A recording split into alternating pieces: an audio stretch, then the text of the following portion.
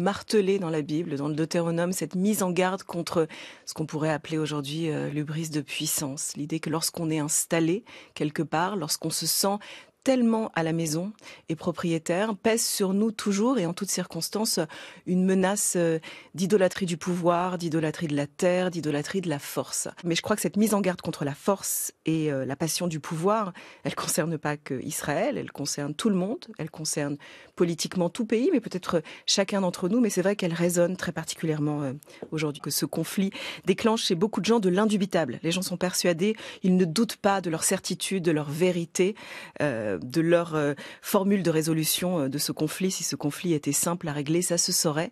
Mais pourtant, les gens y vont tous de leur indubitable, de leur certitude. J'aime les gens qui doutent. Que évidemment, je crois qu'on ne peut pas lutter contre le racisme sans simultanément lutter contre l'antisémitisme et que, en réalité, ces combats, même s'ils sont pas toujours de la même nature, doivent être avec la même force et la même vigueur.